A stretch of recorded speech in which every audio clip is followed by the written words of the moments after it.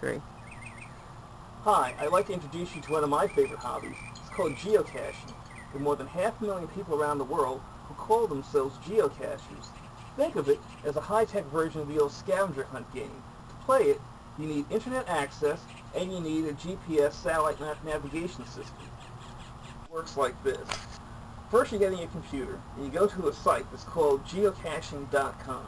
And there you find clues and longitude and latitude for geocaches that are in the area where you're located. Now, there are tens of thousands of these things all over the world. Believe it or not, in the Celebration area in Florida, there are 24 within that area. These geocaches, they'll include all kinds of things. Like I said, some have a small logbook, some have other trinkets. And as you find geocaches, you can trade the trinkets and you also log in your visits. And there are people who've made hundreds of visits.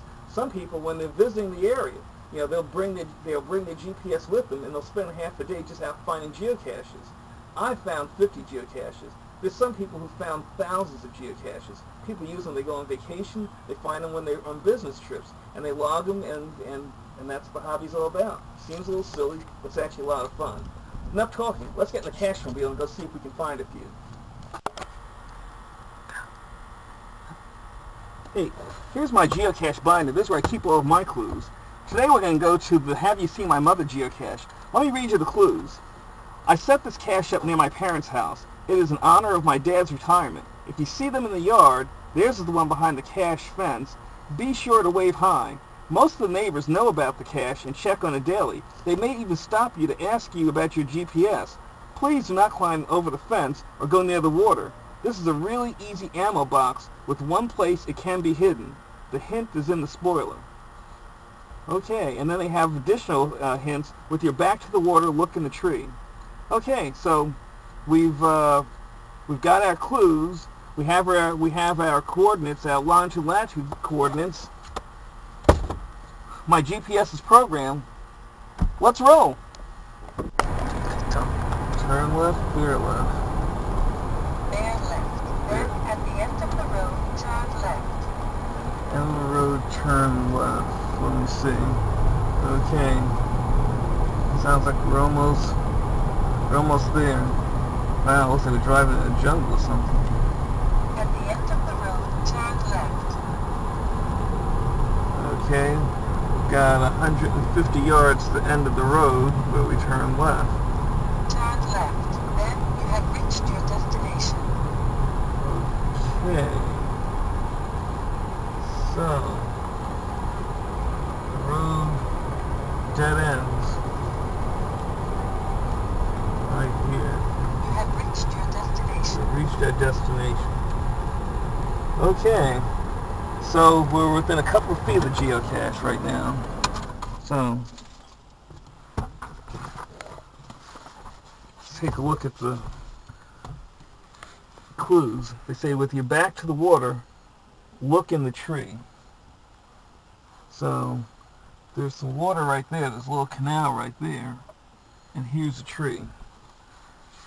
And I guess this must be where the Have You Seen My Mother is. There's a tree right there, so let's get out and see if we can find this geocache. It said, if you're back to the water, there's water right there. It says, look in the tree. Here's a tree right here.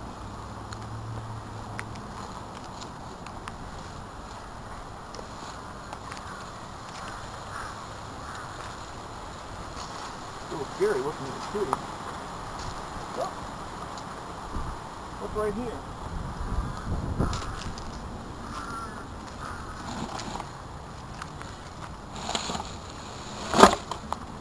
And here's the geocache. It's a metal ammunition can.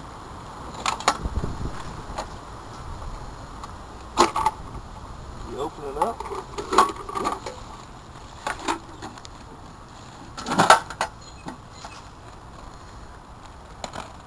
Here's a logbook.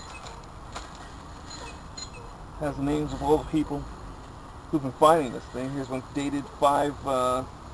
This is when the log actually opened, 5/25/06, which is kind of cool because it seems like it started basically on Memorial Day in 06. This is when it was actually put here. And here's a list of all the different people. who found this. So basically what people do is they record their names, the dates they found it, and sometimes they write down some fun facts about fun things that happened to them on the way to finding the cache. Here's somebody's talking about swatting away flies, and look at these people. These people came all the way from Wisconsin, from Florida, to find this cache. So anyway, so you have the geocache is right there. This is the logbook, and there's a pen in there. And then people frequently leave what they call trading items, and they're just little trinkets. Like this stuff, Florida playing cards, pens, it's like Mardi Gras beads, just all kinds of little odds and